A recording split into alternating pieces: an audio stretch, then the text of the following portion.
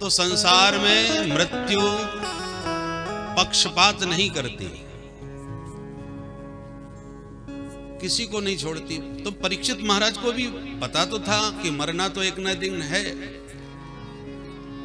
पर मृत्यु का पता लगने पर परीक्षित ने एक पल गंवाए बिना तत्काल सर्वस्व सत्ता का परित्याग करके सीधे गंगा के तट पर संतों का ही आश्रय ग्रहण किया। और परीक्षित पात्र थे इसलिए संत बिन बुलाए उनके पास पहुंच गए। परीक्षित ने बुलावा किसी को नहीं भेजा था कि मैं संकट में हूं, आइए महाराज मुझे मार्गदर्शन दीजिए। हमारे जीवन में पात्रता हो तो संतों को बुलाना नहीं पड़ता, संत तो बिन बुलाए चले आते हैं। और पात्रता का अभाव हो तो बुलाने पर भी नहीं आते। जो निष्प्रिय है, निरपेक्ष महात्मा है, आज एक नहीं अनेक संत परीक्षित के पास अपने आप दौड़ के भाग के चले आए। परीक्षित ने सबका सम्मान किया, अभ्यर्चन किया और कहा महाराज मैं समझ नहीं पा रहा कि ये साप मिला है कि वरदान। मरना सबका निश्चित है, पर मेरी मृत्यु कितनी मंगलकारी कि देखो गंगा के तट पर बैठा हूं और आज इतने संत एक साथ मुझे दर्शन देने के लिए आए। और दिन तो कदाचित कोई एक महात्मा आ जाते थे दर्शन देने को कृपा पूर्वक, आज तो इतने संत एक साथ आए हैं। तो संतों के सत्संग करते हुए उनके पावन सानिध्य में गंगा तट पर शरीर छूटे, इससे बढ़िया सौभाग्य क्या होगा। बस आप सब महापुरुषों से एक ही मेरा निवेदन है, कृपा करके मुझे यह बताएं कि हम जैसे म्रियमाण मनुष्यों को करना क्या चाहिए। मृत्यु जिसके अति निकट हो ऐसे प्राणी का क्या कर्तव्य है। परीक्षित ये प्रश्न कर ही रहे थे कि अचानक उसी वक्त तत्राभवत् भगवान व्यास पुत्र, तत्राभवत् भगवान व्यास पुत्र, यद्रक्षया मठ मानो नपेक्षा, यद्रक्षया मठ मानो पेक्षा, अलक्षलिंगो निजलाभतुष्टो, अलक्षलिंगो निजलाभतुष्टो, प्रतश्च बालैरवधूत वेश, ऋतस्य बालैरवधूत वेश, तत्राभवत् भगवान व्यासपुत्रो, तत्राभवत् भगवान व्यासपुत्रो, यद्रक्षया मठमानो नपेक्षा, यद्रक्षया मठमानोपेक्षा, अलक्षलिंगो निजलाभतुष्टो, अलक्षलिंगो निजलाभतुष्टो, प्रतश्च बालैरवधूत वेश, ऋतस्य बालैरवधूत वेश,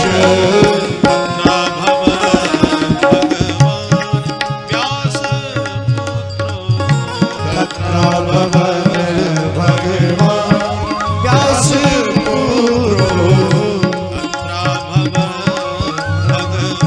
तत्राभवत् भगवान तत्राभवत् भगवान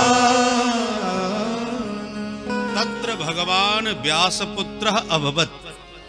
मानो आज भगवान ही व्यासपुत्र सुखदेव जी का स्वरूप धारण करके कृपा करने के लिए प्रकट हो गए हो।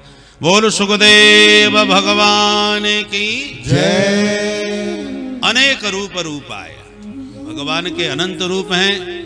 प्रभु किस रूप में प्रकट हो जाए पता नहीं। भगवान भक्तमाल के अनेकों प्रसंग हैं।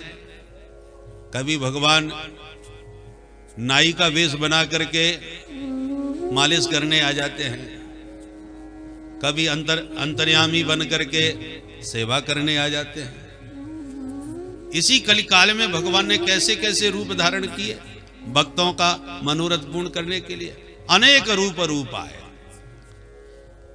न जाने किस भेष में नारायण मिल जाएं, कोई भी रूप बना सकते हैं। इसलिए सिया राम मैं सब जग जाने। आज भगवान मानो परीक्षित पर कृपा करने के लिए व्यास नंदन बन के प्रकट हो भय हों। कैसे हैं सुखदेव जी? यदृक्षया, अपनी मौज में अपने आनंद में झूमते चले आ रहे। अलक्षलिंगः, स्त्री पुरुष भेद रहितः। अलक्ष लिंग माने सुखदेव जी को यह भी पता नहीं है कि स्त्री पुरुष कहते किसको है। निज लाभ तुष्ट, निजानंद में अंतर्मुखी वृत्तियां हैं सुखदेव जी की। बाहर ध्यान ही नहीं जाता कौन क्या कर रहा है, अपने निजानंद में डूबे हुए हैं। व्रतश्च बालैः, बालकों से आवृत हैं। जिस नगर ग्राम से निकल पड़ते हैं सुखदेव जी मौज में, उसी गांव के छोटे छोटे बच्चे उनके अवधूत वेश को देखकर पागल समझ बैठते हैं, ये कोई पागल बच्चा जा रहा है। इसलिए पागल समझ के ताली बजा करके शोर मचाते हुए बच्चों की फौज पीछे चल पड़ती है। नंगा बाबा आ गया, पागल बाबा आ गया, ऐसे चिल्लाते हुए बच्चे उपहास उड़ाते हुए चले आ रहे हैं। और सुखदेव जी का स्वरूप इतना दिव्य है कि अनेक सुंदरियां उनके सौंदर्य से प्रभावित होकर के उनके प्रति आसक्त होकर के उनके पीछे लग जाती है। हमारे कृष्ण कन्हैया यदि कौपीन पहन करके और थोड़ी देर के लिए ब्रजरज में लोटपोट होके खड़े हो जाए तो साक्षात सुखदेव जी का ही स्वरूप होगा। क्योंकि जैसे कन्हैया वैसे ही सुखदेव। सुखदेव जी भी सामले हैं, कन्हैया भी सामले सलोने हैं। कन्हैया की भी घुंघराली अलकावली है तो सुखदेव जी भी दिव्य अलकावलियों से विभूषित हैं। दिगंबरम वक्त विकीर्ण केशम, उनके भी केस ऐसे ही घुंघराले। भगवान हमेशा नित्य किशोर हैं तो सुखदेव जी भी 16 वर्षीय हैं। परंतु सूत जी महाराज जब सुखदेव जी की उम्र बताते हैं तो कहते हैं तम द्वेष्टि वर्षम सुकुमार पाद। सुखदेव जी की उम्र कितनी है? बोले अष्टद्वी वर्षम, 8 दूनी 16। ये अष्टद्वी कह के आयु क्यों बता रहे हो महाराज? सीधे 16 कह देते। 16 कहने पर एक 16 वर्ष का नवयुवक सविकार युक्त दिखाई पड़ता है। 16 वर्ष की उम्र में शारीरिक बहुत से विकार उत्पन्न होने लगते हैं, पर सुखदेव जी हैं निर्विकार। इसलिए सुखदेव जी को 16 न कह करके सूत जी महाराज कहते हैं अष्टद्वी वर्षम। 8 दूनी 16 वर्ष की उम्र है।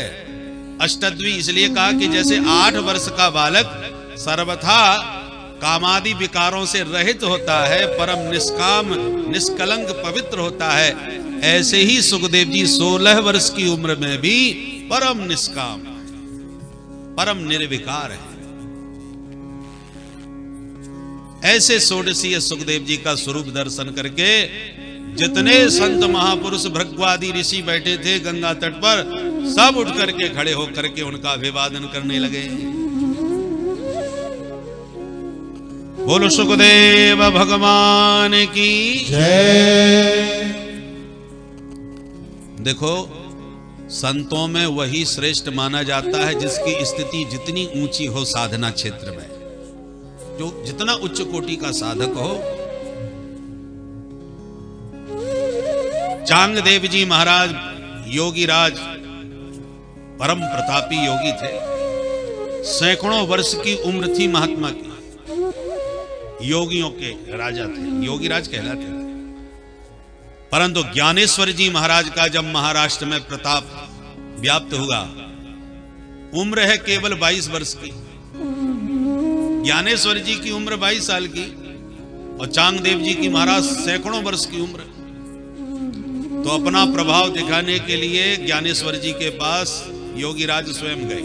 तो शेर पर आरूढ़ हो गए, सर्प का चाबुक लिया और फिर बैठ करके गए। हजारों शिष्यों की विशाल फौज पीछे पीछे। तो ज्ञानेश्वर जी के पास अपने एक शिष्य को भेजा, जाओ उनसे कहो कि योगीराज चांगदेव जी पधार रहे हैं, स्वागत की तैयारी कर ले। तो खबर मिली, ज्ञानेश्वर जी महाराज दीवाल पर बैठ के दांतोन कर रहे थे।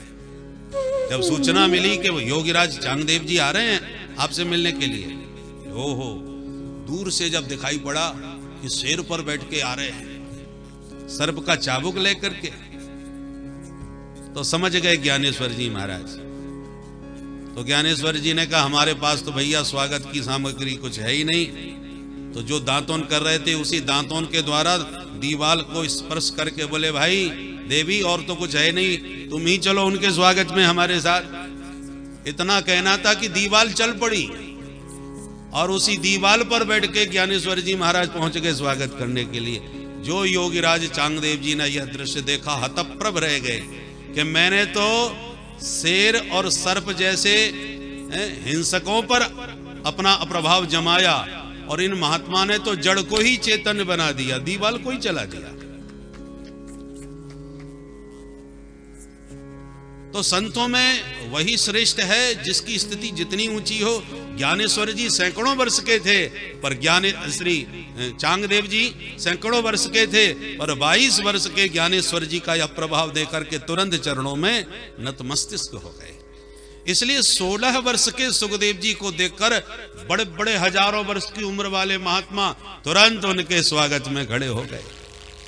और दूसरी बात एक और है, महापुरुषों का व्यक्तित्व ही इतना प्रभावशाली होता है कि उनको देख करके बैठे कोई रह नहीं पाता, अपने आप ही हम लोग स्वभावतः उठ जाते हैं।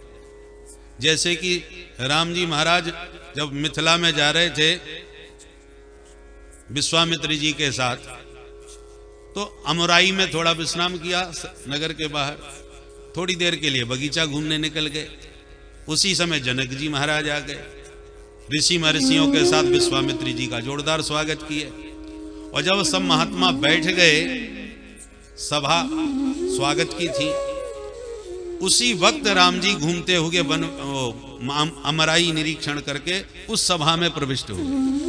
और जैसे ही राम जी आए तो सभा के जितने भी वयोवृद्ध महात्मा थे और राजा जनक जी थे, जितने थे सब उठ करके खड़े हो गए राम जी को देखते हैं, जबकि राम जी सबके सामने बालक हैं, बच्चे हैं।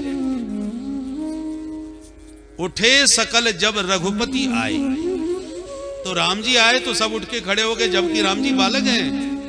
और बालक हैं तो क्या हुआ, व्यक्तित्व इतना जबरदस्त है, प्रभाव इतना चमत्कारी है कि उनको देख करके बैठे बिना रहा नहीं गया, अपने आप उठ के खड़े हो गए सब। ये महापुरुषों के व्यक्तित्व का भी प्रभाव होता है।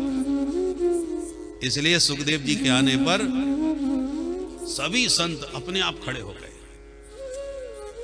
परीक्षित जी समझ गए कि यह है तो कोई असाधारण महापुरुष, बालक हैं तो क्या हुआ, तुरंत उत्तम सिंहासन आसन दिया, दंडवत किया, पूजन किया, अभ्यर्चन किया और फिर वंदना करते हुए परीक्षित हाथ जोड़ के बोले, ये साम संस्मरणात् पुंसां सद्यः शुद्ध्यन्ति वै गृहा किं पुनर्दर्शन स्पर्श आद शौचासनादिभिः।